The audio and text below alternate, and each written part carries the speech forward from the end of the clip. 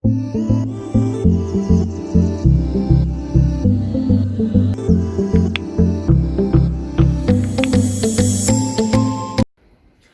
dear viewers, welcome to my class.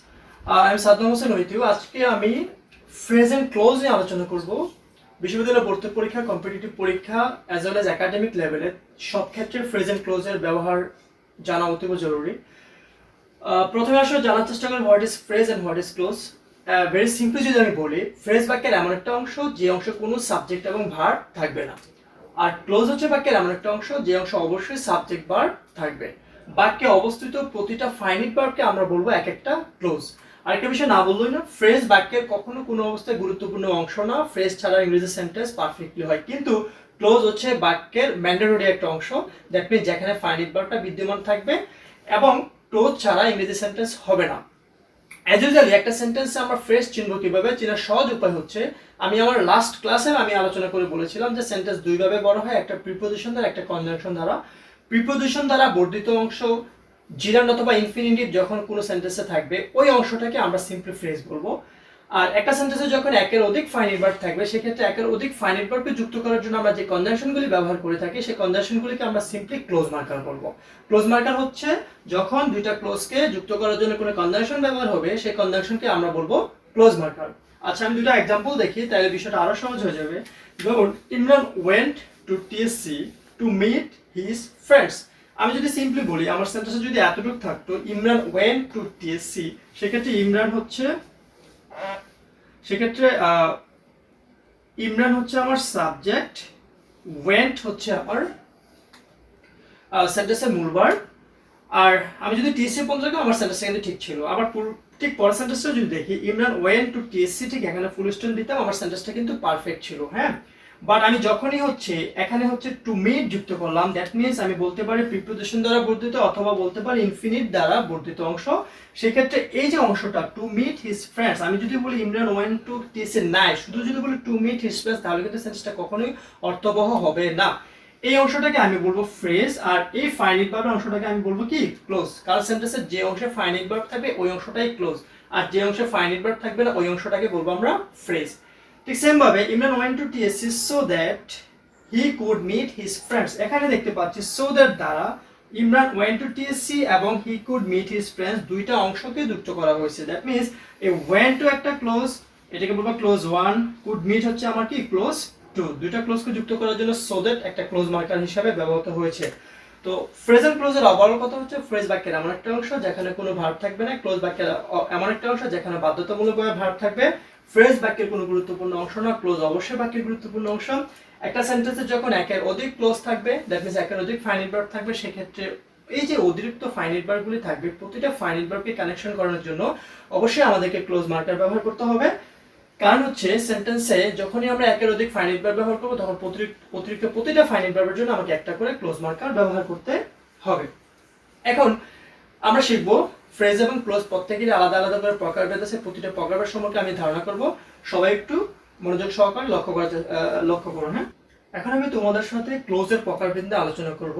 ইংরেজি সেন্টেন্সে ক্লোজকে দুই ভাগে ভাগ করা যায়, একটা হচ্ছে প্রিন্সিপাল ক্লোজ আর একটা হচ্ছে সাবঅর্ডিনেট ক্লোজ। হ্যাঁ, প্রিন্সিপাল ক্লোজ হচ্ছে ওই ক্লোজকে বোঝানো হবে যে অংশে কোনো কনজাংশন থাকবে না এবং সেন্টেন্স হওয়ার জন্য যে একটা ফাইনিট ভার্বের প্রয়োজন, ঠিক ওই ফাইনিট ভার্বটাকে আমরা বলবো প্রিন্সিপাল ক্লোজ। আমি যদি ঠিক আগের এক্সাম্পলটাই বলি, Imran went to TSC so that he could meet his friends, আমি যদি শুধু টিএসসি পর্যন্ত রাখি, ইমরান ওয়েন্ট টু টিএসসি, সেক্ষেত্রে এই যে ওয়েন্ট, এটাকে আমরা বলবো প্রিন্সিপাল ক্লোজ, বিকজ এই অংশে কোনো কনজাংশন নাই এবং সেন্টেন্স হওয়ার জন্য যে প্রথমে একটা ভার্ব ছিল, ওই ভার্বটা হচ্ছে ওয়েন্ট। আর সাবঅর্ডিনেট ক্লোজ হচ্ছে ওই ক্লোজকে বোঝাবে যে ক্লোজ প্রিন্সিপাল ক্লোজ ছাড়া সেন্টেন্সের অর্থ পরিপূর্ণ করতে পারে না। এখন আমি স্টুডেন্টদের মনে রাখার সুবিধাতে একটা কাজ করি, আমরা একটা সেন্টেন্সে একটা কনজাংশন বা ক্লোজ মার্কারকে দেখবো, সেই কনজাংশন বা ক্লোজ মার্কারের ইমিডিয়েট ডান পাশে যে ক্লোজটা থাকবে, জাস্ট আমাদের হাতের ডান পাশ যদি আমরা বিবেচনা করি, ইমিডিয়েট ডান পাশে যে ক্লোজ থাকবে, ঠিক সেই ক্লোজটাকে আমরা বলবো subordinate clause. So Imran went to TSC, এখানে যদি কোনো ক্লোজ মার্কার নাই, সো আমরা যদি সো দ্যাটকে, যেহেতু আমার ক্লোজ মার্কার, সো দ্যাটের ইমিডিয়েট ডান পাশের ক্লোজ হচ্ছে কি? He could meet his friends, so এটাকে আমরা বলবো সাবঅর্ডিনেট ক্লোজ। আর যে অংশে কোনো কনজাংশনের কোনো চিহ্ন থাকবে না, ওই অংশটাকে বলবো আমরা principal clause. So Imran went to TSC, এটা হচ্ছে আমার প্রিন্সিপাল ক্লোজ, সো দ্যাটটা আমার clause marker. He could meet his friends, এটা হচ্ছে আমার সাবঅর্ডিনেট ক্লোজ। তো ক্লোজ মার্কারকেও আবার দুই ভাগে ভাগ করা যায়, একটা হচ্ছে প্রিন্সিপাল ক্লোজ মার্কার আর একটা হচ্ছে সাবঅর্ডিনেট ক্লোজ মার্কার। ইংরেজি সেন্টেন্সে প্রিন্সিপাল ক্লোজ মার্কার হচ্ছে এন্ড, বাট, অর, আর সাবঅর্ডিনেট ক্লোজ মার্কার হচ্ছে আমরা অ্যাজ ইউজুয়ালি ডব্লিউএইচ ওয়ার্ডগুলি যেগুলি ব্যবহার করে থাকি তারা যদি দুইটা ক্লোজকে যুক্ত করার ক্ষেত্রে ব্যবহার হয় তাদেরকে আমরা বলবো সাবঅর্ডিনেট ক্লোজ মার্কার। সেটা হতে পারে হু, হোয়াট, হোয়েন, হুইচ, হোয়ার, এই সবগুলি সাবঅর্ডিনেট ক্লোজ মার্কার। সিন্সেস, বিকজ, কারণ অর্থে ব্যবহার হতে পারে। ইফ, আনলেস আমরা হচ্ছে শর্ত বোঝাতে ব্যবহার করতে পারি। দ্যাট, সো দ্যাট ব্যবহার করতে পারি। দো, অলদো ব্যবহার করতে পারি। আরো অনেক আছে, টিল, আনটিল ব্যবহার করতে পারি। বিফোর, আফটার ব্যবহার করতে পারি। এই সবগুলি হচ্ছে আমার সাবঅর্ডিনেট ক্লোজ মার্কার। একটা বিষয় আমি বলে রাখি, একটা সেন্টেন্সে যখন সাবঅর্ডিনেট ক্লোজার আমরা ব্যবহার করব সেক্ষেত্রে প্রিন্সিপাল ক্লোজের সাথে সাবঅর্ডিনেট ক্লোজকে কানেক্ট করানোর ক্ষেত্রে সাধারণত আমরা সাবঅর্ডিনেট ক্লোজ মার্কারগুলিকেই ব্যবহার করতে হবে। সো এতক্ষণ আমি যে নিয়মগুলি পড়ালাম বা এতক্ষণ আমি যতগুলো কথাই বললাম প্রেজেন্ট ক্লোজ নিয়ে, প্রেজেন্ট ক্লোজের প্রকারভেদ নিয়ে অথবা ক্লোজ মার্কারের প্রকারভেদ নিয়ে, সবগুলো নিয়ম পড়ানোর মূল উদ্দেশ্য হচ্ছে এখন আমি তোমাদের যে নিয়মটা পড়াবো, কারণ হচ্ছে বিশ্ববিদ্যালয়ে ভর্তি পরীক্ষা বা কম্পিটিটিভ পরীক্ষায় মূলত এই নিয়মটা থেকেই ভর্তি পরীক্ষা প্রশ্নগুলো এসে থাকে। সো সবাই মনোযোগ সহকারে এই নিয়মটা বোঝার চেষ্টা করো।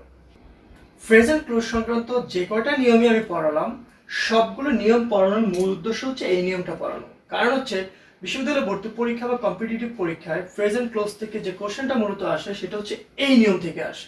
নিয়মটা হচ্ছে একটা সেন্টেন্সে আমরা যখন সাবঅর্ডিনেট ক্লোজ থাকবে সেই সাবঅর্ডিনেট ক্লোজটাকে কখনো কোনো অবস্থায় কোশ্চেন প্যাটার্নে করতে পারবো না। সো অনেকের কোশ্চেন হচ্ছে ভাই what is question pattern? Question pattern মানে সিম্পলি হচ্ছে সাবজেক্টের আগে অক্সিলারি ভার্ব। কোশ্চেন প্যাটার্ন মানে হচ্ছে কি ইন্টারগেটিভ সেন্টেন্স যেটাকে বলা হয়, একটা সেন্টেন্সের সাবজেক্টের আগে অক্সিলারি ভার্ব। সো যে কোনো সেন্টেন্স আমরা যদি সাবঅর্ডিনেট ক্লোজ দেখি ওই সাবঅর্ডিনেট ক্লোজের অংশটা কোনো অবস্থায় কোশ্চেন প্যাটার্ন হবে না, মানে সাবজেক্টের আগে অক্সিলারি ভার্ব বসবে না। তাহলে প্রশ্ন হচ্ছে ভাই কি হবে? সিম্পল, সাবঅর্ডিনেট ক্লোজের অংশটা হবে সাবজেক্ট প্লাস ভার্ব, মানে অ্যাসার্টিভ সেন্টেন্স হবে। আমি কয়েকটা एग्जांपल দেখি। হোয়ার ডাজ হি লিভ, দেখা যাচ্ছে এই সেন্টেন্সটা হচ্ছে কিন্তু কোশ্চেন প্যাটার্ন আছে, বাট এই হোয়ারটা কিন্তু এখানে হচ্ছে সাবঅর্ডিনেট ক্লোজের অংশ না। কেন নয়? কারণ পুরো সেন্টেন্সে আমার ফাইনাইট ভার্ব একটা এবং এই হোয়ারটা হচ্ছে এখন ইন্টারগেটিভ সেন্টেন্স হিসেবে বসে এবং সেন্টেন্সটা ঠিক আছে। বাট আমি যখনই বললাম I know where does he live অথবা I know where he lives, তখনই আমার হোয়ারের পরের অংশটা হয়ে গেছে সাবঅর্ডিনেট ক্লোজ। যখনই আমি একটা সেন্টেন্সে ক্লোজ মার্কার বা ডব্লিউএইচ ওয়ার্ডগুলি ব্যবহার করে একের অধিক হচ্ছে ফাইনাইট ভার্ব ব্যবহার করলাম, তখনই হচ্ছে হোয়ারের পরের অংশটা আমার কাছে কি হয়ে গেল? Subordinate clause. আর হোয়ারের পূর্বের অংশটা আমার জন্য কি? Principal clause. এখন হোয়ারের পরের অংশটা যেহেতু আমার জন্য সাবঅর্ডিনেট ক্লোজ, আমি চাইলে কিন্তু হোয়ারের যে পরের অংশটা আছে সেই অংশটা সাবজেক্টের আগে অক্সিলারি ভার্ব করতে পারবো না, আর সেই জন্য সেন্টেন্সটা আমার কি? ভুল। আচ্ছা, তারপরে এখানে দেখতে পাচ্ছি প্রশ্নবোধক চিহ্ন। এখানে একটা নিয়ম অবশ্যই বলে রাখি, সেন্টেন্সের শেষে ফুল স্টপ হবে না প্রশ্নবোধক চিহ্ন হবে সেটা নির্ভর করবে সম্পূর্ণ প্রিন্সিপাল ক্লোজের উপর ভিত্তি করে।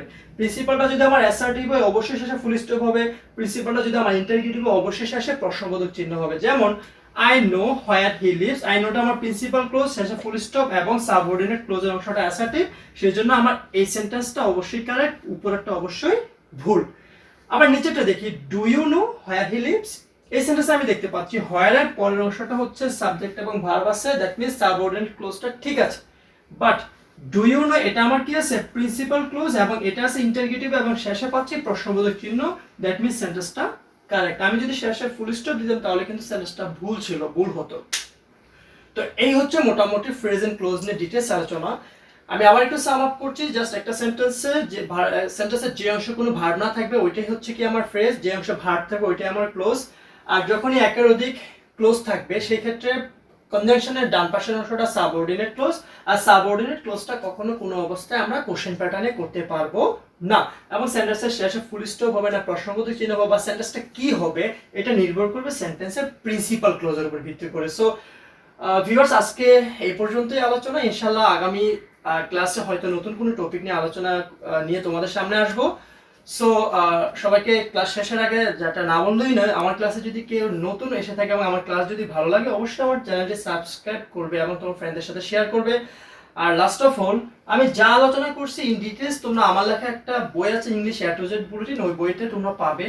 আর কেউ যদি বইটা কেনার অথবা নেওয়ার প্রয়োজন ফিল করো সেক্ষেত্রে নিচে স্ক্রিনে একটা নাম্বার দেওয়া আছে, সেই নাম্বারে চাইলে যোগাযোগ করতে পারো। বাংলাদেশের যে কোনো প্রান্তে কুরিয়ারের মাধ্যমে বইটি দেওয়া হচ্ছে। সো আজকে এই পর্যন্তই, সবাই ভালো থাকবেন, আল্লাহ হাফেজ।